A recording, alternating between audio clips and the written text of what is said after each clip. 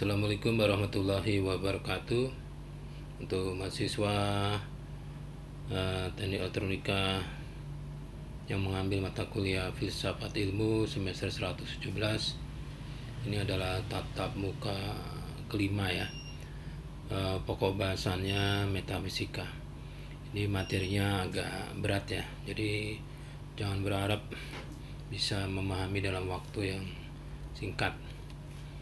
Tujuan instruksionalnya, setelah mahasiswa mengikuti pembelajaran tatap muka 5, ini dapat menjelaskan konsep metafisika, dapat menjelaskan konsep penalaran dalam proses mencari hakikat ada atau keberadaan suatu objek, dan membahas cabang metafisika yang paling tua yaitu ontologi, dan juga bagaimana keterkaitan metafisika dengan proses penalaran ya. Walaupun di situ tujuan interaksional tidak ditulis.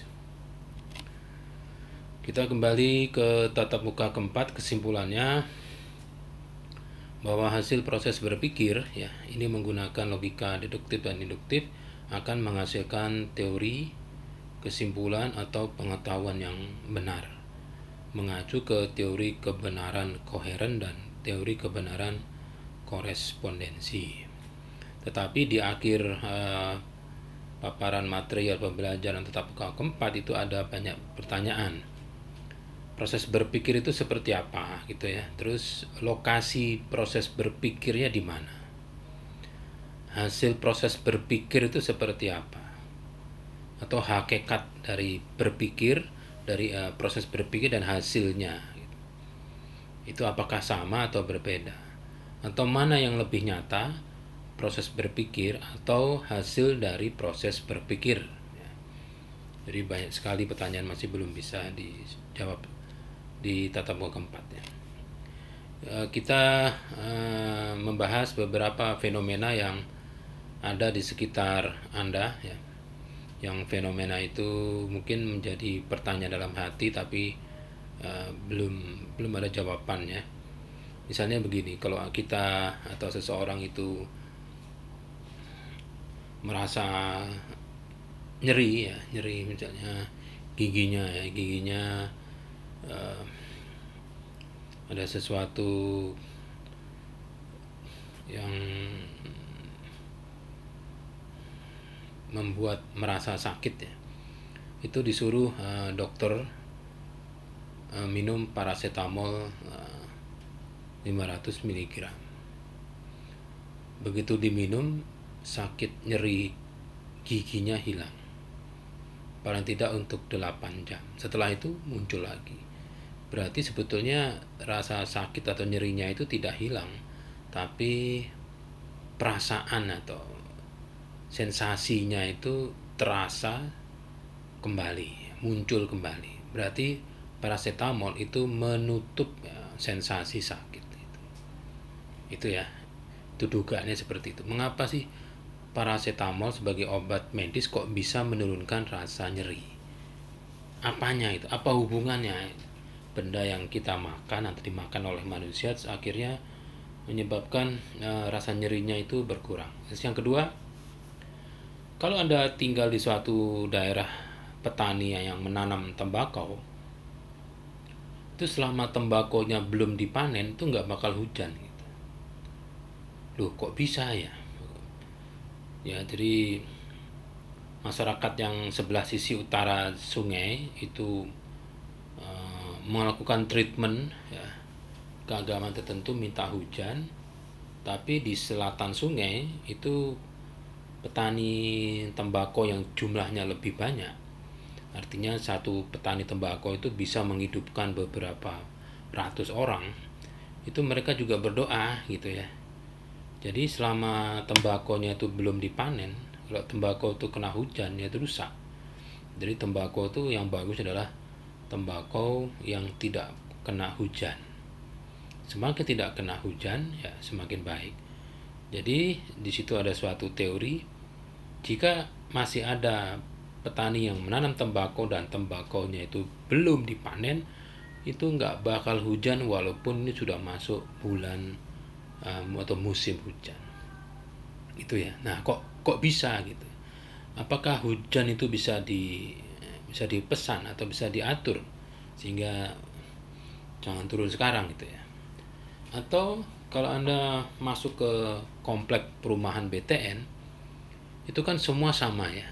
Ada BTN yang rumah BTN yang tidak ditempati, ada yang ditempati. Nah, sekarang coba Anda perhatikan rumah yang ditempati dan yang tidak ditempati itu kan sama-sama tidak pernah membersihkan gentengnya.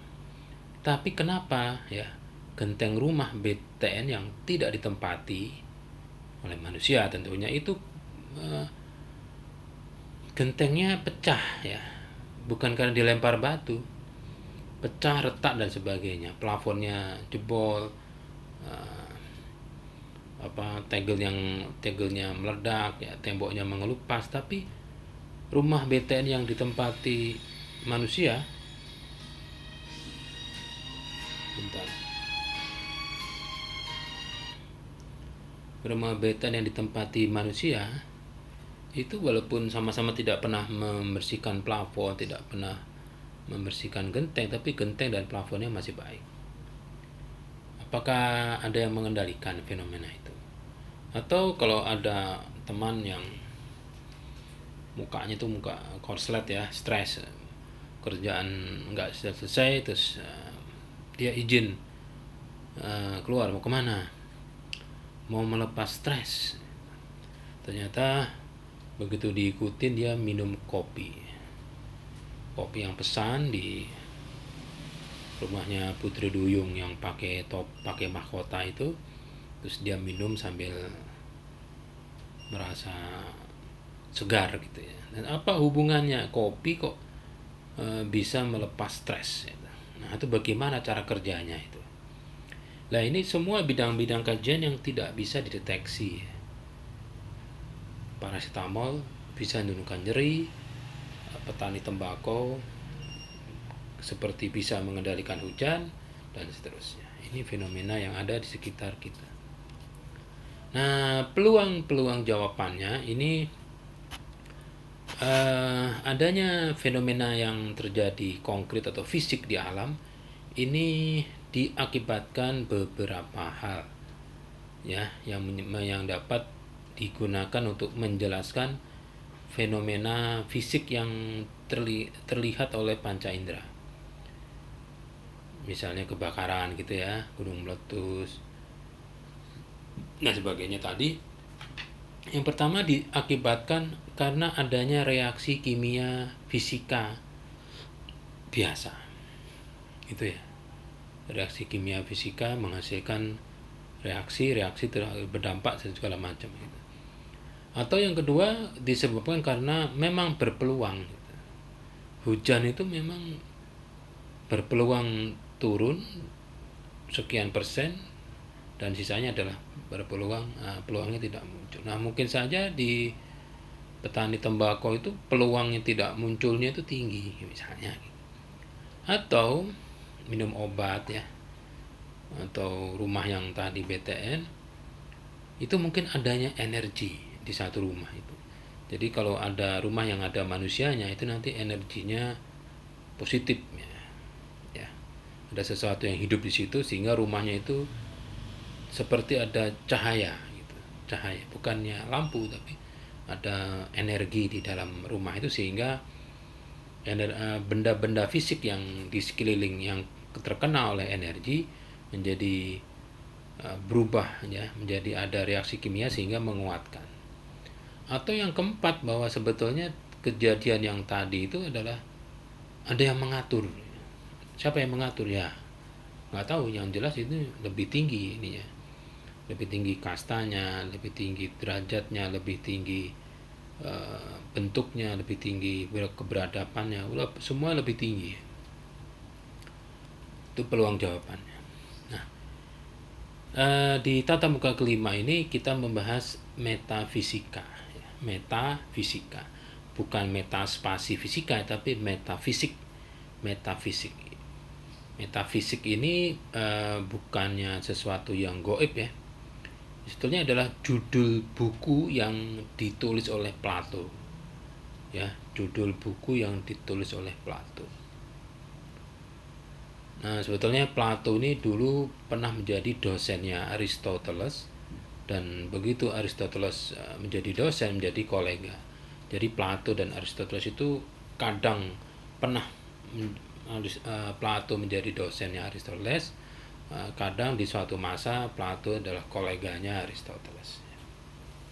Jadi meta ini dalam bahasa Yunani, meta artinya adalah setelah sesuatu, meta, atau dibalik sesuatu, atau beyond. Beyond itu sesuatu yang menyebabkan sesuatu terjadi, atau penyebab sesuatu ada.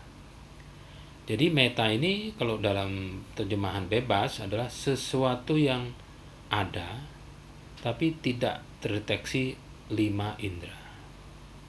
Ini kurang ya. Sesuatu yang ada dan tidak terdeteksi oleh 5 indera. Ya. Itu meta. Oh, ini benar ya, meta tuh. Yang bawahnya sebetulnya. Jadi sesuatu yang tidak terdeteksi. Belum minum aqua jadi agak koslet. Jadi saya kembali lagi, meta ini adalah sesuatu, setelah sesuatu, dibalik sesuatu, atau penyebab sesuatu ada. Jadi meta ini sesuatu yang bersifat abstrak atau tidak terdeteksi oleh 5 indera. Sedangkan fisik adalah objek.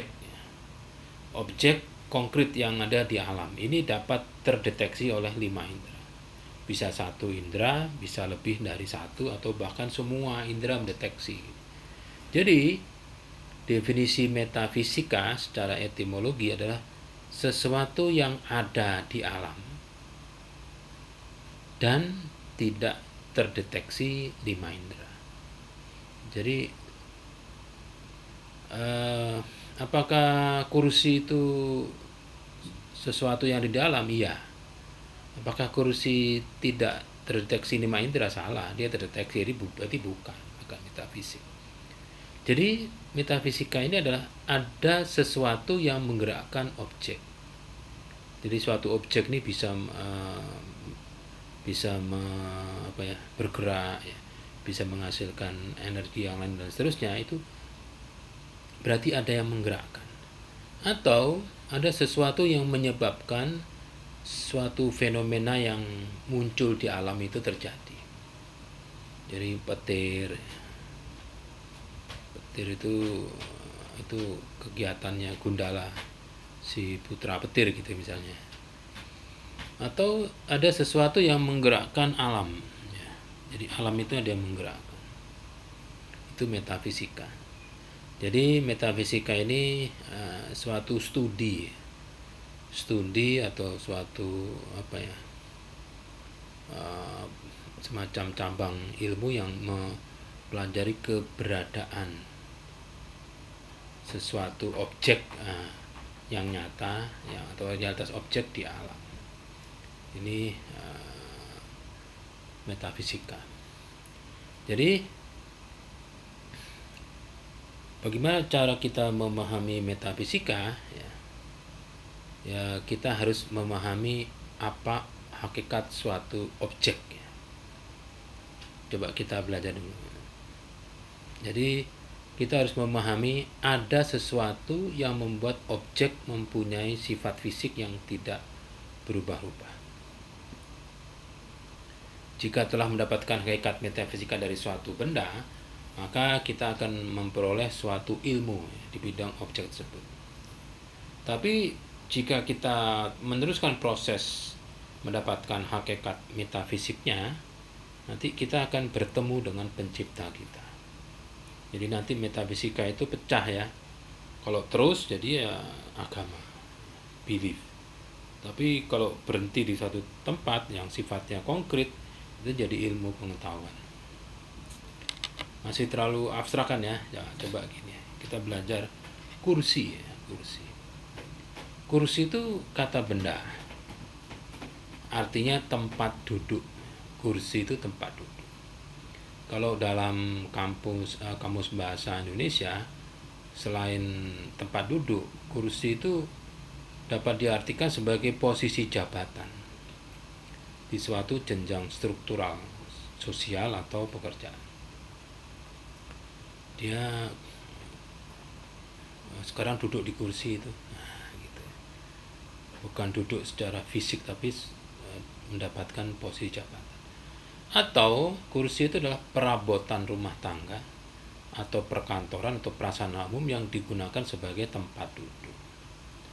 Nah, bahan yang digunakan sebagai tempat duduk ini bisa berbahan kayu, ABS, plastik maksudnya, resin, logam, batu, kertas, kain, dan sebagainya. Nah, itu kan kursi ini suatu objek yang fisik ya, fisik. Kursi itu kan sebetulnya julukan ya, secara kebenarannya, secara kesepakatan bahwa benda yang dipakai buat duduk itu disebut kursi. Nah, sekarang bagaimana kita mempelajari metafisika kursi? Kursi itu kok muncul? Itu mengapa kursi itu muncul?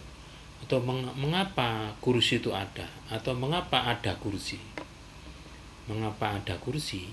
Atau mengapa kursi itu kok dibuat oleh manusia? Atau apa yang menyebabkan kursi itu ada di dunia? Ada di dunia. Sekarang kita berpikir abstrak ya. Jadi proses berpikir manusia. Manusia itu kalau berpikir kan di suatu tempat yang Anda lagi mikir, iya. Tapi kan tidak bisa dideteksi oleh 5 indera kan, proses berpikir manusia. Jadi berpikir manusia seperti ini. Manusia itu kan makhluk sosial dalam beraktivitas ini, manusia itu akan berdiri. Berdiri itu definisinya tahu ya.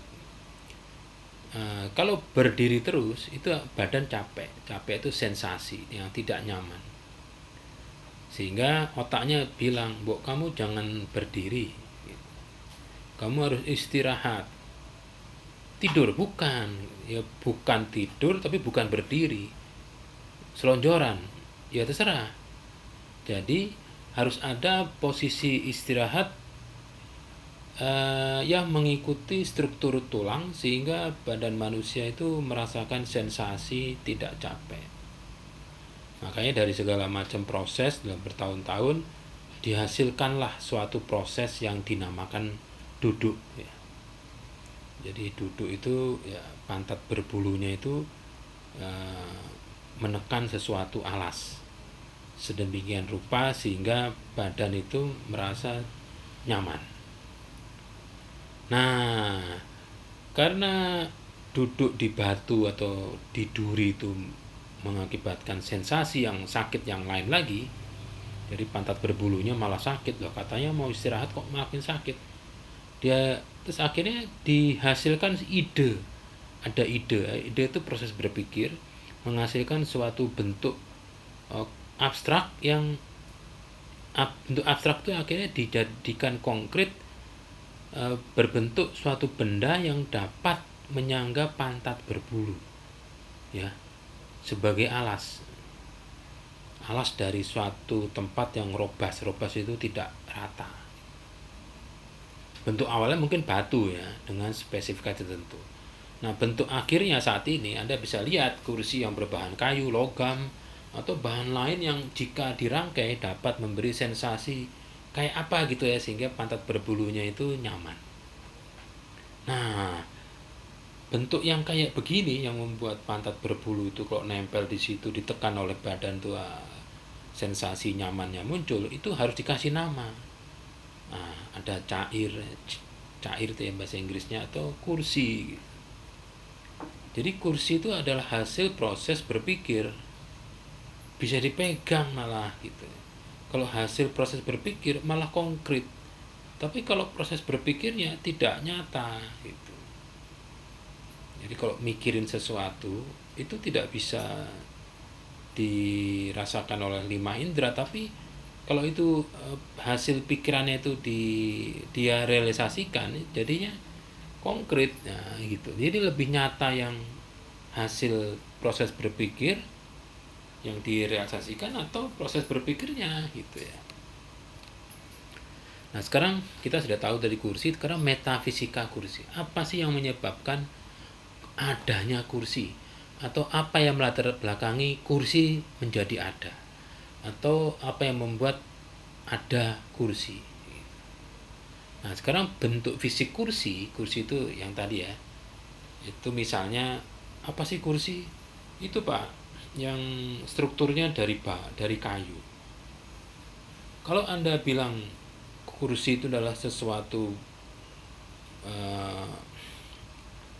benda yang terbuat dari kayu untuk tempat duduknya pantat berbulu Anda itu, berarti untuk mempelajari metafisikanya kursi, apa yang membuat kursi itu ada, jadi kita tanya dulu, kursi terbuat dari apa? Kayu.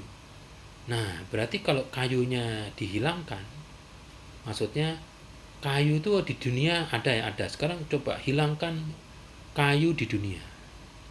Udah, oke Pak, saya sudah bisa mensimulasikan bahwa kayu tidak ada di dunia.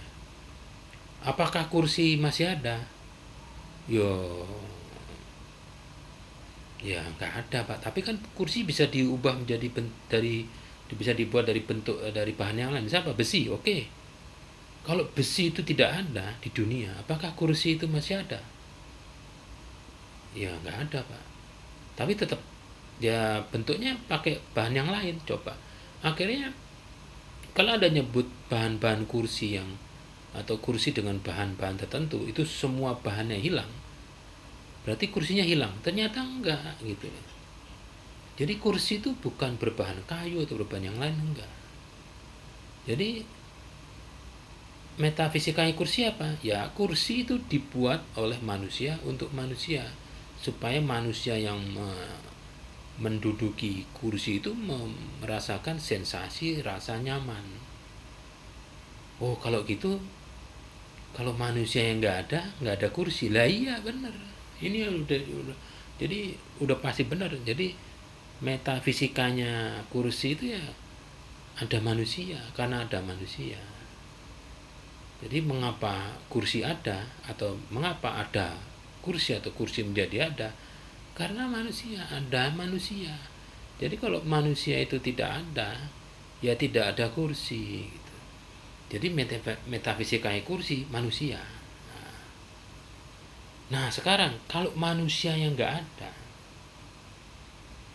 ya apakah Tuhan nggak ada? Ada Pak.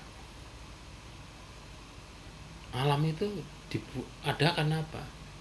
Ya diciptakan oleh Tuhan untuk manusia. Berarti kalau manusia nggak ada alam, masih ada. Nah, sekarang kalau nggak ada Tuhan, nggak ada alam. Nah, pertanyaan-pertanyaan kayak begitu itu menjadi disiplin ilmu agama gitu ya. Jadi tidak bisa dipelajari abstrak, sifatnya terus-terusan abstrak, akhirnya belief ya, jadi agama. Jadi hakikat kursi adalah suatu benda yang digunakan manusia untuk menjadi ganjal pantat berbulu supaya mendapatkan rasa nyaman manusia. Sehingga kalau suatu benda tersebut dapat berbentuk kursi beneran atau bantal, jadi benda maksudnya benda yang disebut dengan tempat ganjal pantat berbulu itu ya bisa terbuat dari apapun gitu. Jadi kalau manusia itu mau duduk, ya kalau nggak ada kursi ya punggungnya temennya, ya, ban mobil, ban motor, senderan ke mesinnya mobil, atau duduk di atas pakaiannya orang, duduk macam-macam. Yang itu semua itu difungsikan sebagai kursi. Nanti kalau diteruskan ya, itu nanti akan muncul disiplin ilmu yang digunakan untuk mendesain kursi. Ya,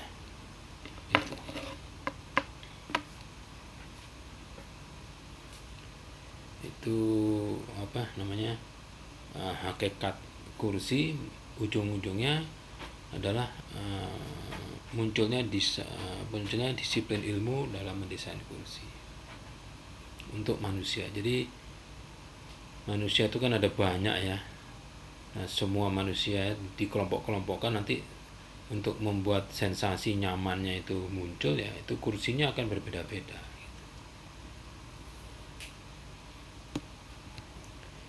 Jadi sekarang kita teruskan ya.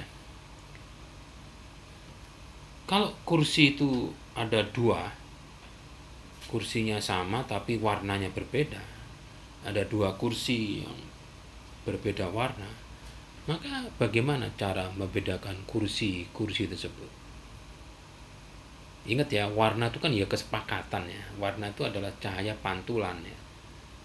Jadi cahaya itu putih. Jadi kalau ada cahaya putih diarahkan ke suatu benda, kursi warnanya kuning, nanti kursi itu akan memantulkan cahaya dengan panjang gelombang tertentu. Nah, panjang gelombang tertentu itu dikasih nama kuning.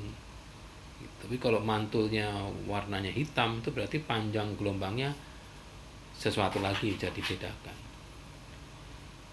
Sebab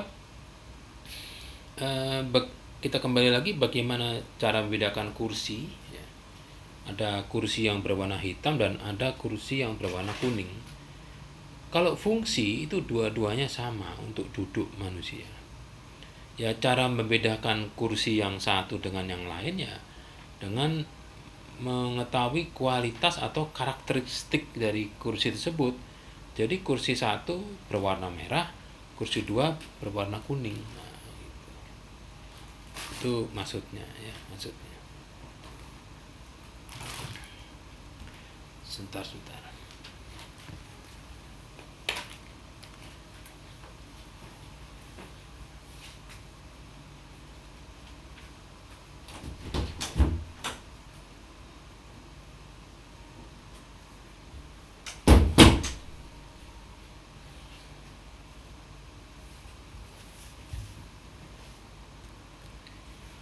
Jadi memahami metafisika, kita kembali lagi ya. Jadi dalam upaya memahami metafisika, masyarakat sejak dulu ini berusaha memahami apa yang membuat suatu objek itu ada atau muncul di alam.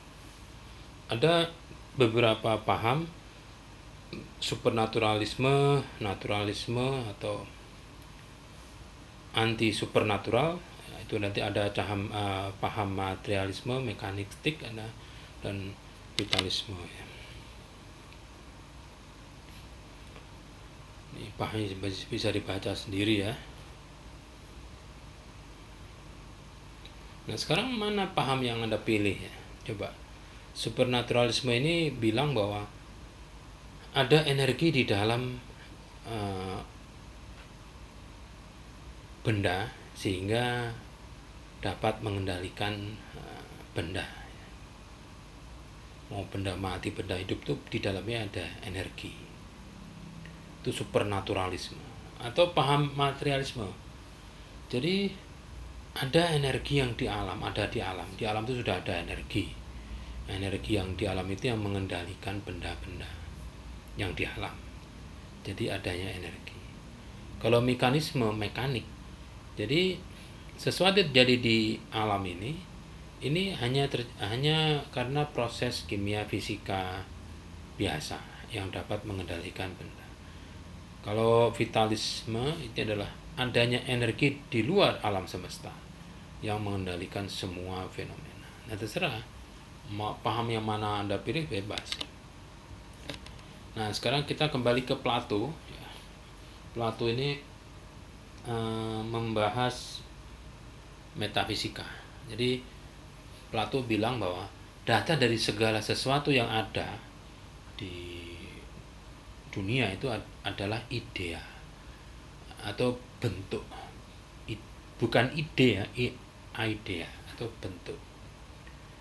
Jadi idea ini atau idea ini harus yang harus berbentuk ini supaya dapat disebut ada, itu harus dapat dideteksi oleh 5 indera. Jadi Plato ini mempertanyakan hakikat sesuatu itu apa, ya. Apa itu idea? Ya, idea itu bukan hasil proses penalaran, bukan hasil proses berpikir manusia, tetapi sesuatu yang melampaui manusia. Jadi misalnya citra awal, ya, bentuk awal maksudnya, awal realitas. Jadi non material, jadi bukan material, jadi non. Dia bersifat abadi dan tidak pernah berubah.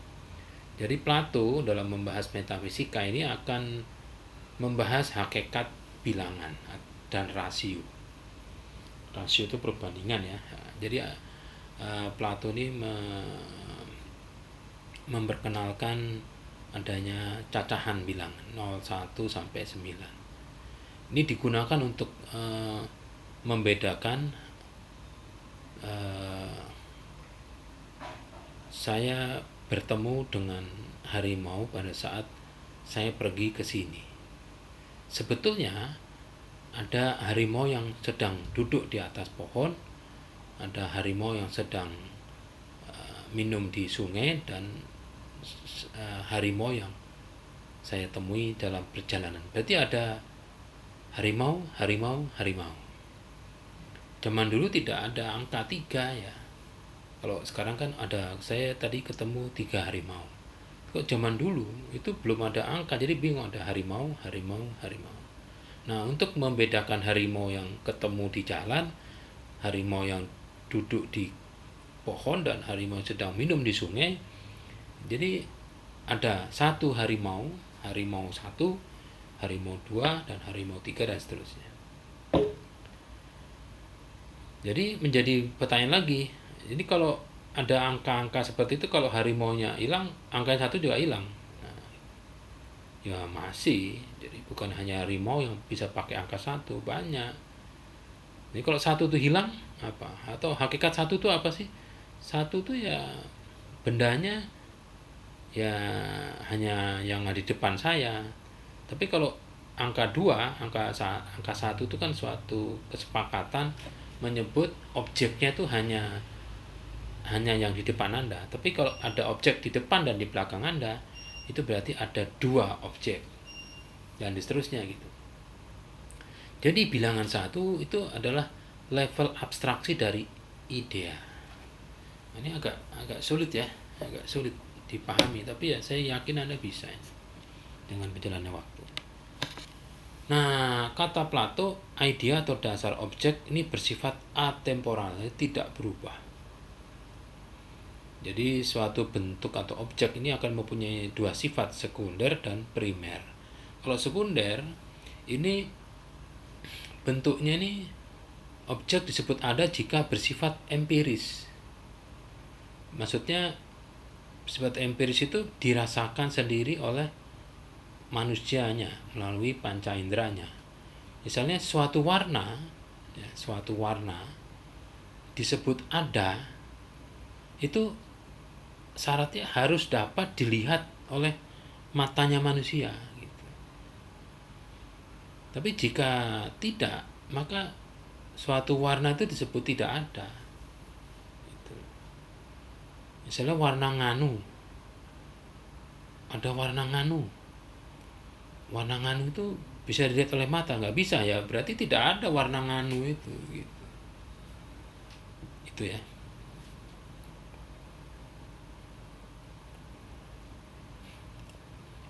Primer yang kedua, ya, suatu bentuk objek ini bersifat primer. Jadi maksudnya bentuk dasar dari alam tidak berubah, jadi bersifat unik. Unik itu tidak sama mungkin, ya, tidak mungkin sama, dan bersifat matematis. Warna merah saya tadi bilang, ya, adalah pantulan cahaya tampak dengan panjang gelombang 680 nanometer. Kalau warna ungu itu sama nggak? Ya cahaya juga, tapi panjang gelombangnya yang berbeda. Kalau ungu itu 380 nanometer. Ini tidak pernah berubah dia gitu. Tidak pernah berubah menjadi 387 itu enggak, ya 380 itu ungu gitu. Jadi kalau mau disebut idea atau objek itu harus mempunyai sifat sekunder dan primer. Misalnya, sifat-sifat objek yang disebut ada itu akan terkait dengan ukuran-ukuran matematis ya. Sehingga kalau Anda mau mendefinisikan suatu manusia itu kalau dibandingkan dengan manusia yang lain itu semua sama. Ya, terbuat dari sel. Jadi kalau ada dua manusia yang berbeda terus dicacah menjadi kumpulan sel, ya semua sama, selnya cuma sel aja isinya tuh. Yang membedakan sel satu dengan yang lain, kumpulan sel-sel menjadi fungsi organ, kumpulan organ-organ menjadi sistem manusia. Nah, yang bisa digunakan untuk membedakan manusia satu dengan yang lain itu apa? Ya harus melalui pendekatan matematis. Kalau orang kependudukan, ya dinas kependudukan provinsi, ini dia nggak tahu manusia. Misalnya Sugeng Kiswondo, ada dua ya di suatu kelurahan, itu ada dua nama, Sugeng Kiswondo dan Sugeng Kiswondo. Tapi bagi dinas kependudukan Dukcapil itu sangat gampang, nicknya pasti beda, karena unik ya, bersifat unik. Jadi Sugeng Kiswondo anaknya Anu itu nicknya yang atas ya, nicknya yang atas, nomor induk kependudukan. Sedangkan Sugeng Kiswondo bin Una itu nicknya yang bawah. Jadi yang membedakan manusia satu dengan yang lain itu nicknya. Seperti Kak Seto, Kak Kresno yang sama kembar identik ya, sel belah dua, satu sel belah dua. Itu yang berbeda ya nicknya. Ya, yang nick itu siapa yang ngasih ya? Dinas kependudukan gitu. Nah, tanggal lahirnya sama, beda 1 detik, udahlah samain aja. Namanya juga sama, diplesetin. Alamatnya sama, fotonya juga sama gitu. Tapi nicknya beda gitu. Nah, untuk kepolisian itu tidak mau menggunakan nick gitu. Kepolisian itu membedakan satu manusia dengan manusia yang lain. Karena saking banyak manusia, dia tenang pakai KTP. Saya nggak percaya KTP. KTP itu kan bisa beli di suatu toko online ya, KTP-KTP-an misalnya. Kalau kepolisian itu menggunakan rumus sidiknya jari, rumus jarinya sidik. Jadi sidik jari X ya, sidik jarinya X itu punyanya M sidik itu 14 miu I 0013. Tapi kalau punya sidik jarinya X M sidik yang lain itu 77 BAJ K8887. Nah, sekarang pabrik Toyota Astra Motor kalau membuat Avanza 1500 cc 10.000 unit, untuk membedakan Avanza 1 dengan Avanza yang lain, apa? Plat nomor, Pak. Plat nomornya bisa aja satu hurufnya beda. Jadi B 150 SMK dan B 150 SMA.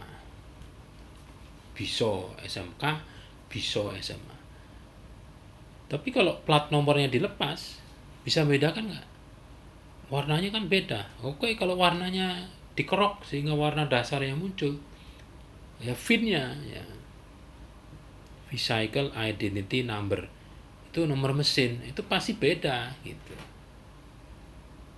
Jadi kalau Plato bilang gitu, jadi untuk membedakan idea yang satu dengan idea yang lain itu ya harus ada matematiknya.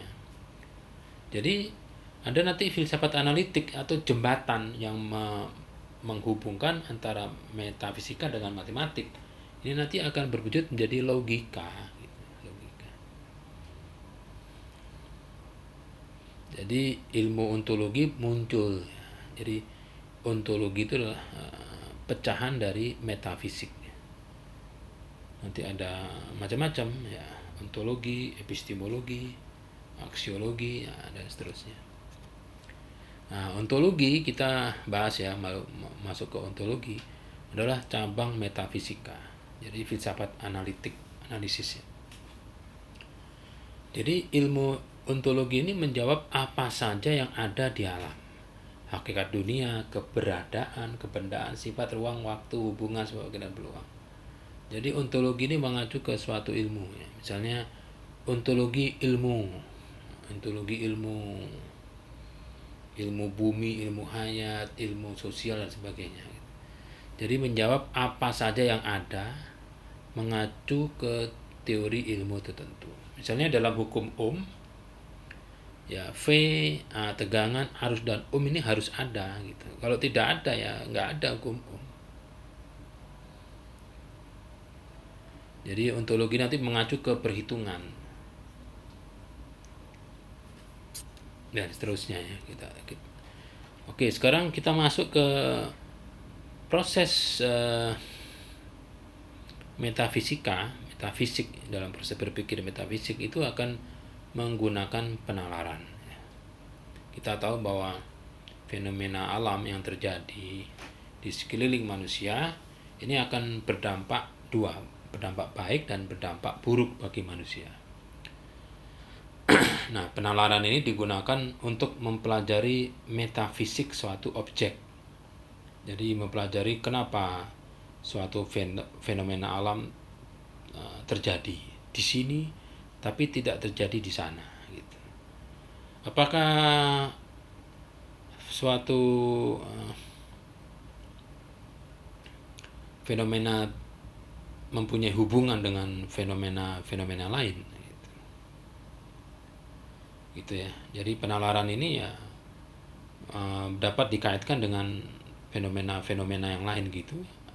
Dan juga apakah penalaran dapat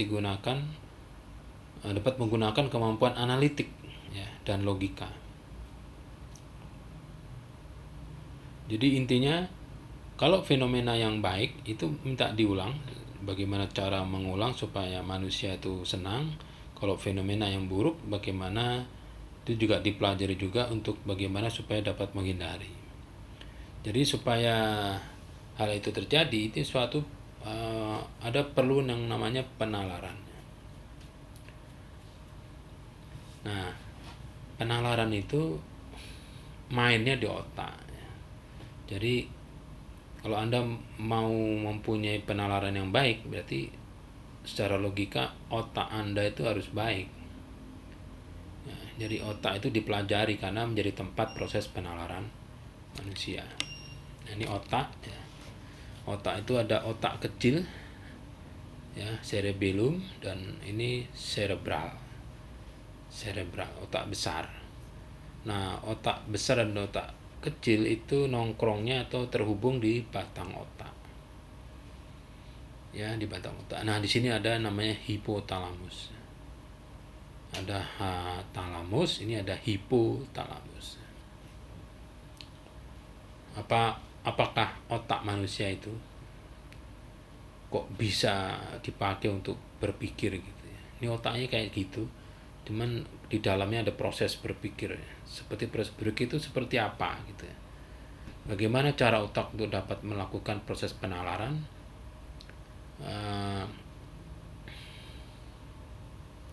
Dan seterusnya ya, kita akan bahas coba.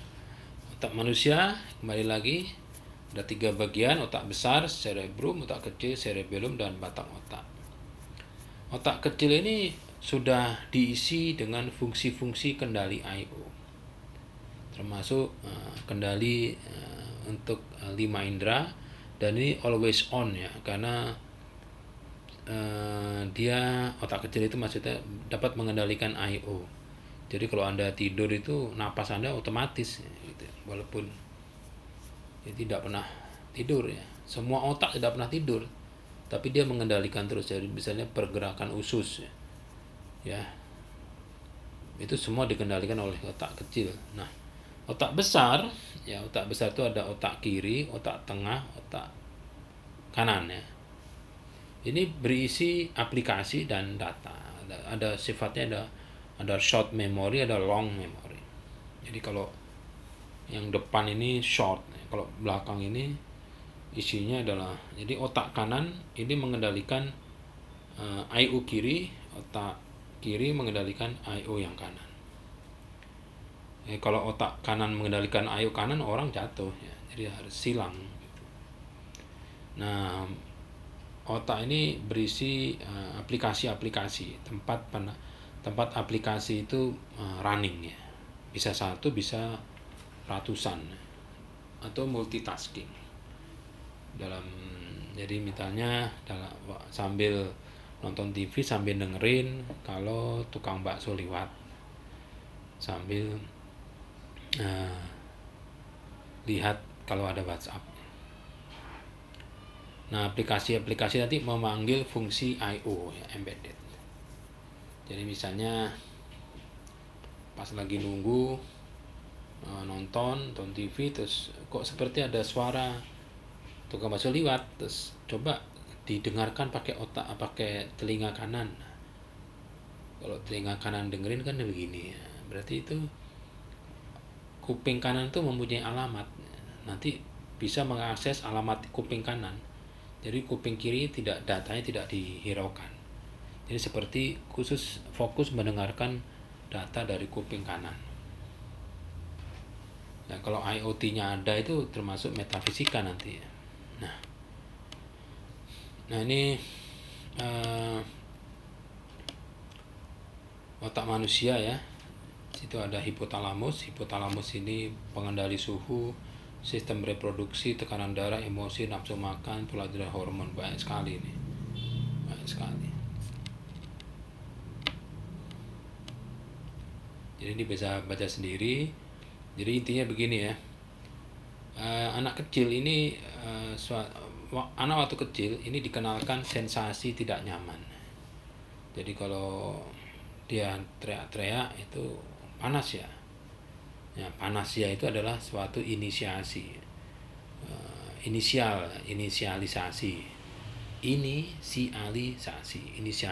pemberian nama. Kondisi seperti ini disebut panas.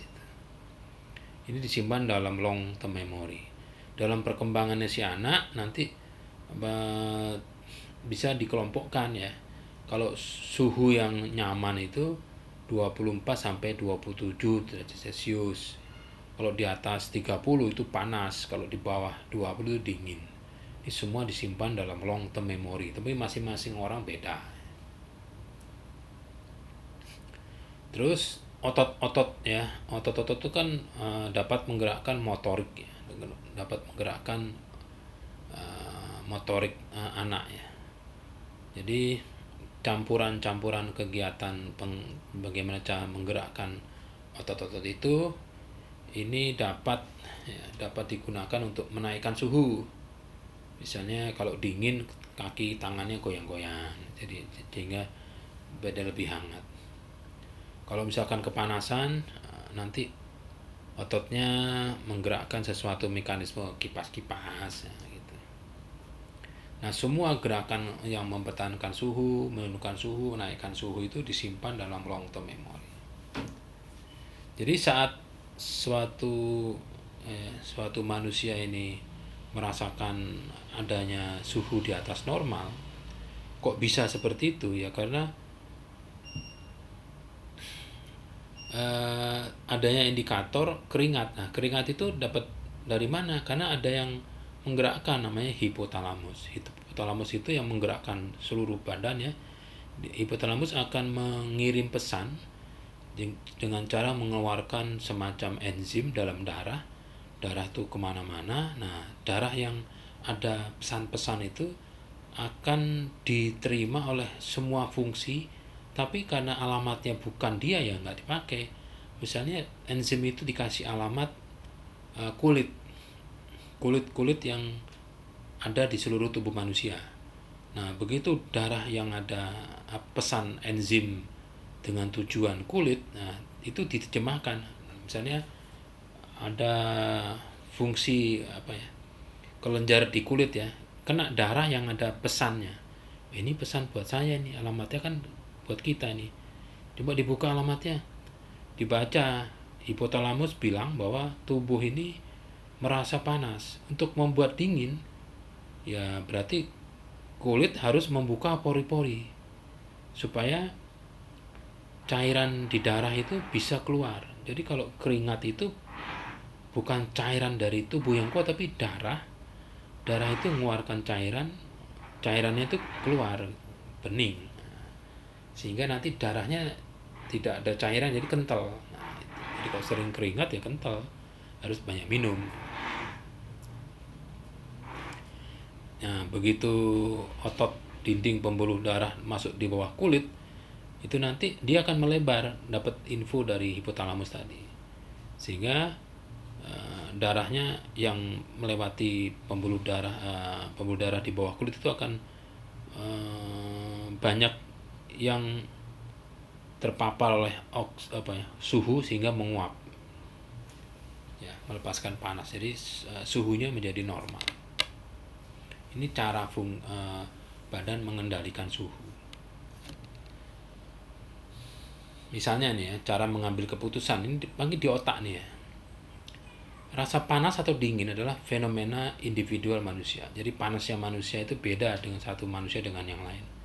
Jadi sensor panas itu ada di epitel kulit, misalnya di alamat 2F0 heksa dan sampai dengan 320 heksa.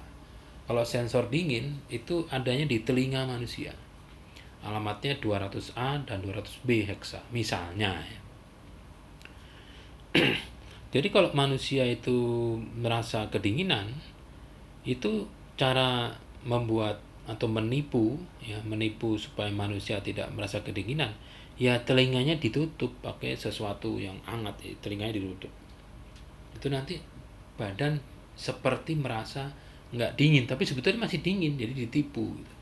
Jadi kalau Anda pergi keluar itu pastikan telinganya itu masih mendapat aliran udara, karena telinga manusia itu menjadi sensor dingin. Kalau sensor panas itu kulit ya, epitel kulit yang paling luar. Jadi terdapat fungsi suhu yang sudah tertanam di hipotalamus untuk mengendalikan suhu. Itu seperti itu ya, itu cara mengambil keputusan manusia. Bisa dibaca sendiri ini. Nah, seperti ini. Jadi hipotalamus ini mengendalikan semuanya. Ini ada sensor suhu. Dan ini X pemberian nilai. Sensor suhu ini mendeteksi suhu, nanti dijumlah dengan X, akan ada conditional.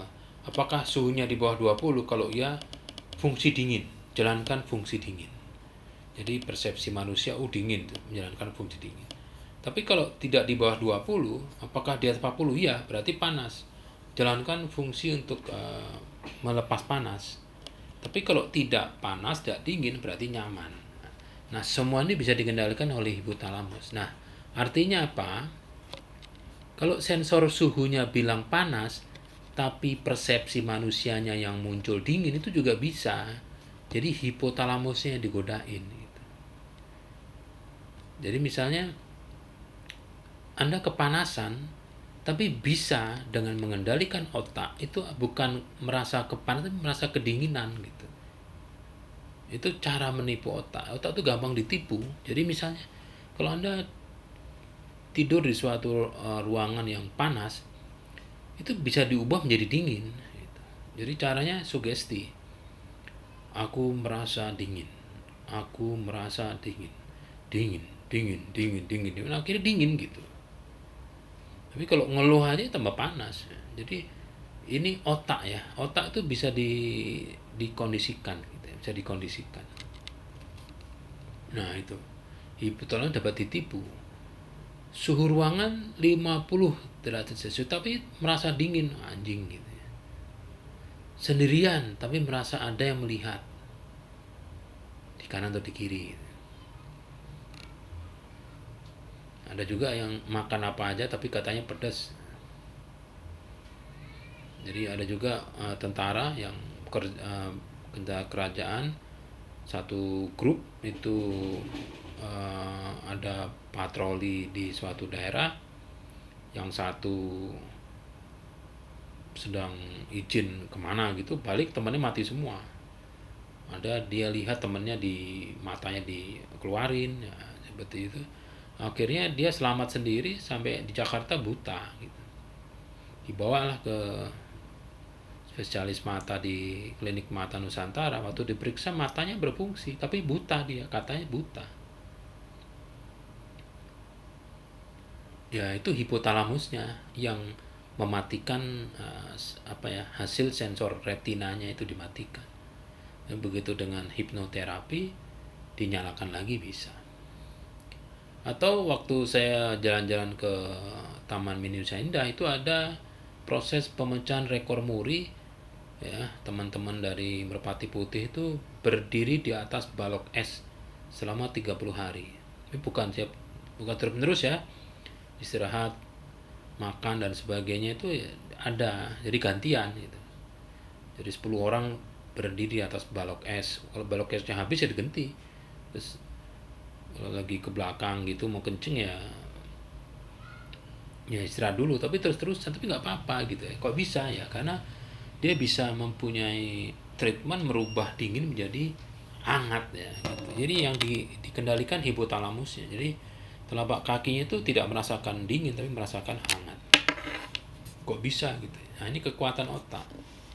Jadi hipotalamusnya ini ditipu dengan cara informasi ini dikirim langsung ke hipotalamus dan ke talamus.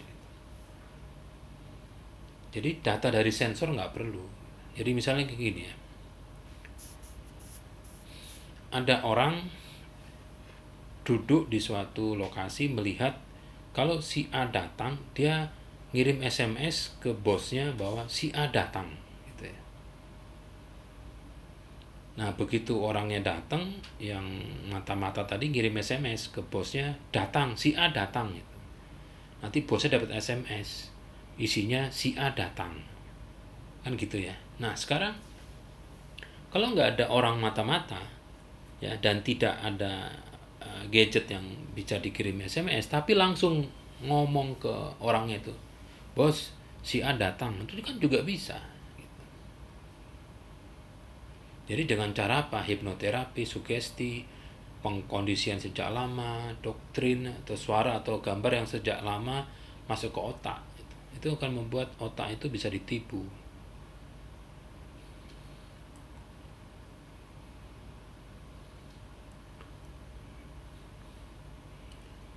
Jadi hasil pikiran bisa beda gitu. Nah sekarang pikiran sama kesadaran itu ada bedanya nggak? Coba kita lihat ya. Nah ini pikiran dan kesadaran. Otak itu selalu on ya. Di otak itu ada sampai 15 billion neuron. Ini dendrit ya, ini neuron. Jadi kalau satu pengetahuan terbentuk, ini nanti neuron-neuron ini akan dihubungkan dengan sinapsis. Nah gitu, penghubung neuron. Kumpulan neuron menghasilkan suatu jalan pikiran. Nah, kalau manusia itu berkembang, sering melakukan penalaran, nah maka neuronnya akan berkembang, akan semakin kompleks ya. Nah seperti ini. Kalau bayi baru lahir ini seperti neuronnya. Tapi kalau sudah semakin pemikirannya semakin dewasa ya begini ruwet. Tapi ini satu titik ini mungkin satu nomor telepon, ini memori, ini semua hubungan-hubungan itu ya. Jadi adult ini, dewasa ini neuronnya banyak gitu. Tapi kalau adult nggak pernah pakai otak, artinya tidak menggunakan otak sebagai proses berpikir ya, otaknya seperti 1 bulan ya seperti gini gitu.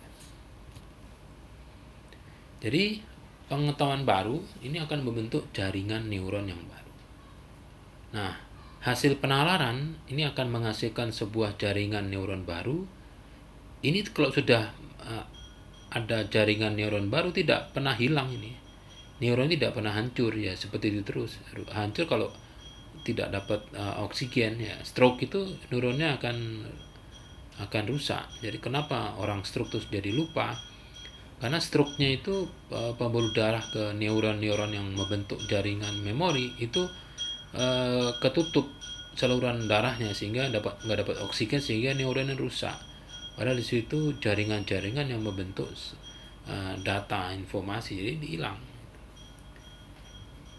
Nah, cirinya suatu penalaran itu terbentuk di otak, bentuk jaringan neuron itu ada kata-kata oh gitu ya. Oh jadi ya gitu.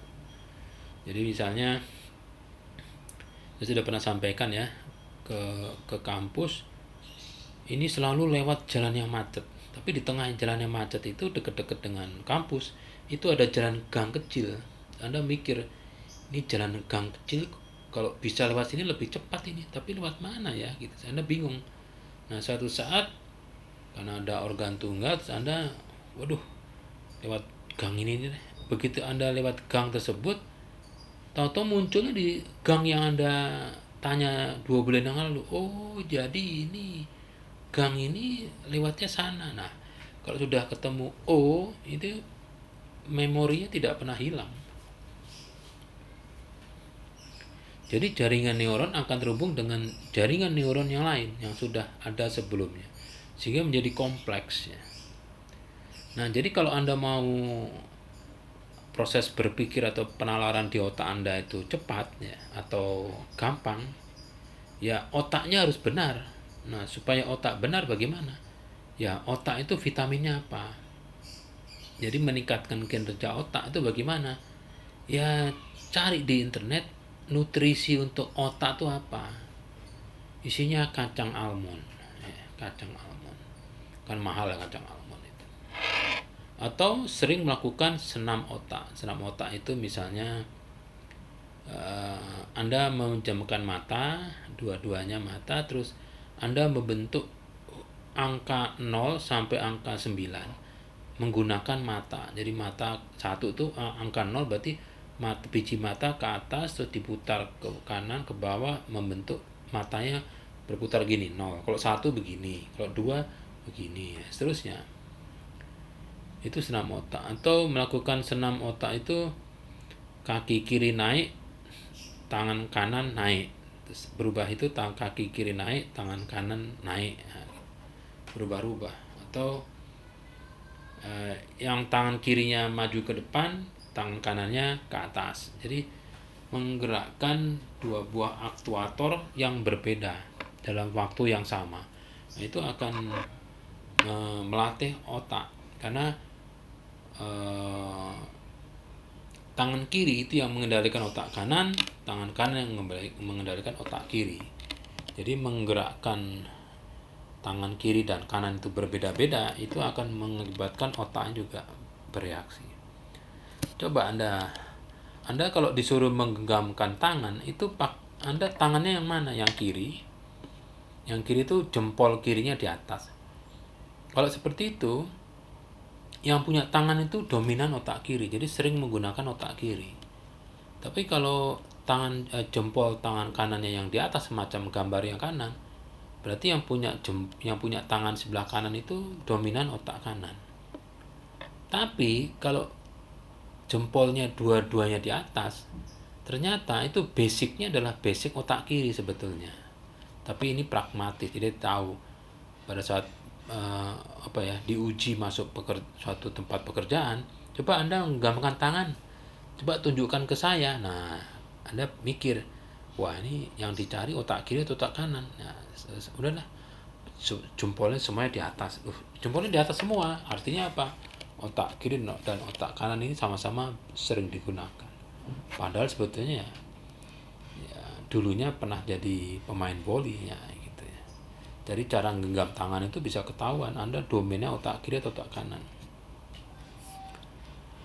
Jadi otak manusia ini akan menghasilkan proses berpikir berbentuk pengetahuan tentang zat yang ditelaah, yang dibahas. Nah, sekarang bagaimana kebenaran dari hasil pikiran tersebut? Benar atau salah? Apakah pikiran sama zat yang ditelaah itu berbeda? Atau pikiran adalah bentuk lain dari zat? Nah, gitu. Wah, ruwet nih. Jadi ada banyak mazhab atau aliran terkait dengan hasil proses berpikir. Monoistik, jadi pikiran dan zat itu sama gitu ya. Yang dualistik, pikiran dan zat ini berbeda. Jadi misalnya seperti ini. Ada fakta ya. Seorang dosen kerajaan itu masuk IGD Rumah Sakit EMC Pulau Mas karena pingsan saat ikut rapim kerajaan di suatu hari yang indah di Bogor. Jadi ada dosen ikut rapim kerajaan, pada saat presentasi dia ngeblak. digotong ke IMC Pulau Mas ya, karena dia punya rekam medis di sana. Begitu diperiksa di ICU, di IGD, instalasi gawat darurat, dokter jaga setelah mendapatkan data-data hasil MRI, hasil kimia darahnya, dia bilang gini, waduh ini Pak, tekanan darah Bapak ini 210/180 Hg. Wah ini bukan tinggi tapi udah tinggi sekali nih Pak. Bagus nih, nggak pusing. Saya pusing Pak Dokter. Wah berat ini. Waktu kami lihat kolesterol totalnya di atas normal nih, 375. Wah berat nih Pak, banyak makan lemak ini mungkin ya, makan anduk, babat. Oh memang saya tiap hari makan kambing jeroannya. Waduh, HB darahnya kental nih Pak, 18,4. Terus gula darahnya 190. Terus nanti waktu di MRI jantung Bapak bulat. Wah ini untung nih Pak, nggak infrak Pak, atau stroke ya, atau malah serangan jantung. Ini mortality-nya tinggi nih Pak. Jadi ini Bapak sudah bisa meninggalkan IGD. Jadi Bapak nanti kami rawat ya, kita kasih penurun tekanan darah, captopril, pakai injeksi di infus. Kolesterolnya kita pakai Lipitor Pak, HB-nya kita kasih pengencer darah, terus gula darah nanti kita coba pakai metformin dulu ya. Kalau jantung bulat ini berat, ini udah lama terjadi ya, nanti setelah berapa hari kita lihat gitu. Nah setelah berapa hari dirawat gitu ya, dia minta pulang gitu, belum treatmentnya belum full ya, minta pulang setelah tanda tangan pernyataan kabur dari rumah sakit gitu, artinya tidak mau dirawat. Terus ketemulah teman sesama dosen di kerajaan, temennya bilang gini, apa yang dibilangnya, inti sih terlalu berat bikin kerjaan, terlalu ngegas. Kalau kerjaan biarin aja, namanya kerjaan nggak ada habisnya gitu. Coba kalau ente mati, yang ngantri untuk menjabat di posisi kursi ente itu banyak itu. Lagian di WhatsApp grup itu coba kalau ente lihat, kalau ada yang meninggal itu cuman sehari ucapan inna ilahinya, habis itu hujat-hujatan lagi. Udah deh, nggak usah banyak mikir. Nah setelah itu temennya, saran dari temennya diikutin, jadi dia nggak banyak mikir, sehat, tekanan darah normal, kolesterolnya kembali di bawah 200, HB-nya sudah mulai encer ya, sudah 12-13, gula darah hanya di bawah 100. Kalau jantung memang tidak bisa cepat ya, artinya kalau ada masalah ya, ini solusinya ada dua. Solusi pertama ini menggunakan hasil proses berpikir. Hasil proses berpikir itu obat-obatan, itu kan berpikir ya. Tapi juga bisa diobati dengan tidak menggunakan hasil proses berpikir pakai obat, tapi mengelola otak ya, mengelola proses berpikir. Ingat, kalau Anda melakukan proses berpikir itu akan mengakibatkan kesehatan Anda menjadi masalah ya. Jadi supaya sehat itu jaga pola pikir, pola makan, pola hidup. Nah ingat ya, pola pikir itu kalau pola hidupnya bagus, pola makannya bagus, mikirnya salah, berat gitu. Jadi seperti orang bawa batu bataku ya, bataku satu itu kan dibawa pakai tangan kanan ya berat, tapi bisa kalau 1 menit. Tapi kalau setiap hari Anda bawa 24 jam, itu bukan hanya tangan Anda, bahu Anda sakit, Anda bisa sakit. Jadi seperti masalah itu kalau sedikit dirasakan 1 menit boleh, tapi kok dirasakan terus, wah yang sakit fisik ya. Jadi pola berpikir. Jadi kesimpulan, dalam proses mendapatkan hakikat ada atau menggunakan penalaran ya, ini akan memunculkan 3 kata kunci. Itu pertama adalah metafisika. Jadi mendapatkan hakikat suatu objek ya, mengapa suatu objek ada, itu menggunakan metafisika. Ingat ya, metafisika itu ada tapi tidak terdeteksi oleh 5 indera. Jadi mengapa suatu objek itu ada? Nah, nanti dalam proses metafisika mendapatkan hakikat suatu objek itu akan ada pecah ya, pecah ke kelompok orang yang dalam observasinya itu harus bersifat fisik. Itu namanya sains. Jadi dalam mendapatkan hakikat keberadaan suatu objek ini, kalau tidak dapat terdeteksi oleh manusia, tidak dapat dideteksi oleh 5 indera, itu dianggap tidak sains. Jadi kalau sains itu harus terdeteksi 5 indera, bisa terdengar, teraba, terlihat, tercium gitu loh. Jadi prosesnya ini akan dalam prosesnya ini terbentuknya suatu objek ini dapat dilihat gitu. Gejala-gejalanya dapat diamati, dipelajari. Jadi kebenarannya suatu objek itu dapat dibuktikan secara deduktif dan induktif. Ini adalah sains. Jadi kelompok-kelompok sains. Jadi muncullah nanti ilmu-ilmu sains. Ilmu fisika, kimia, biologi itu tuh adalah ilmu-ilmu sains yang dalam perjalanan metafisikanya itu mempelajari ontologi ya. Ini pecah menjadi sains. Tapi kalau selain sains, jadi dia mempelajari yang bersifat tidak terdeteksi oleh panca indera. Jadi percaya kepada Tuhannya, malaikat, rasul. Nah, Tuhan itu wilayah metafisika dalam konteks filsafat. Jadi kepercayaan itu termasuk pencipta ya, pencipta kita ini masuk kategori keimanan. Jadi nanti dalam ontologi ilmu atau nanti pecahnya banyak, ada ontologi sains, ontologi yang keagamaan ya, keyakinan gitu. Jadi ilmuwan, nanti Anda menjadi ilmuwan itu bebas memilih definisi pikiran dan zat. Zat itu hasil berpikir, mengacu ke paham-paham yang ada dan titik temunya adalah sifat pragmatis. Jadi pragmatis dari ilmu itu, suatu ilmu itu jangan dipelajari kalau ilmunya tidak ada manfaatnya gitu. Ya. Nah, gitu.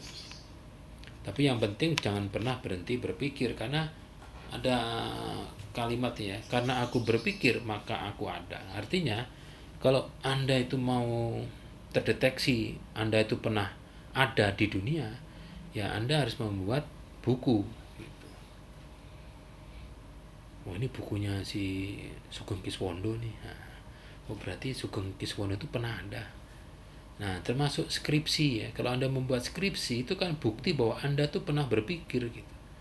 Tapi kalau Anda tidak pernah bikin skripsi atau Anda tidak pernah proses berpikirnya itu diwujudkan dalam bentuk tulisan skripsi, itu orang tidak akan tahu bahwa Anda itu ada. Jadi Monas itu loh. Monas itu adalah hasil atau zat ya. Zat hasil berpikirnya Insinyur Soekarno gitu. Coba kalau Monas ya, Tugu Tani, Hotel Indonesia sama Istora Senayan itu tidak ada, ya Soekarno ya tidak terlihat, nggak pernah terlihat ada. Jadi nanti kalau generasi cucu saya itu kalau tidak ada bentuk-bentuk zat yang fisik itu tidak pernah tahu kalau Soekarno itu ada gitu. Jadi intinya kalau Soekarno tidak pernah berpikir ya Monas nggak akan ada. Atau kalau Monas dihilangkan ya berarti ya Soekarno juga jadi nggak ada gitu. Jadi cara menghilangkan seseorang dari muka bumi ya karya-karyanya dihilangkan. Makanya Anda nanti kalau nanti ada fenomena alam menghilangkan karya-karya seseorang, berarti itu sedang menghilangkan seseorang tersebut dari muka bumi. Jadi Monas itu lebih nyata dibandingkan proses berpikirnya Insinyur Soekarno. Jadi ya Anda itu kan hasil berpikir orang tua Anda gitu ya. Coba kalau orang tua Anda tidak pernah mikir ya Anda nggak ada. Nah, data pustaka masih Gunakan filsafat ilmu sebuah pengantar populer. Oke. Tugas tatap muka kelima, secara umum Anda diwajibkan membuat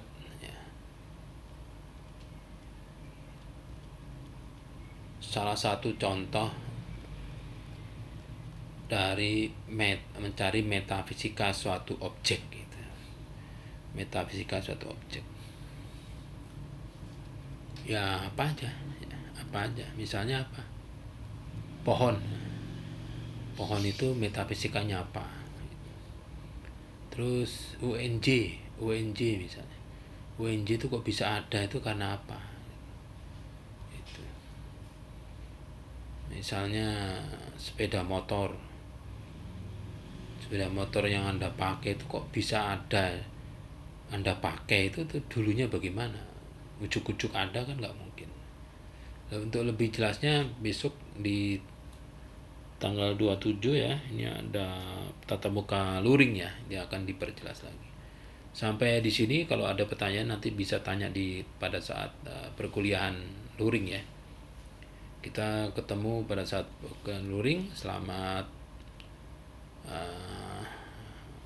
kalau sekarang selamat malam, kalau Anda besok melihatnya berarti selamat pagi atau selamat siang. Assalamualaikum warahmatullahi wabarakatuh.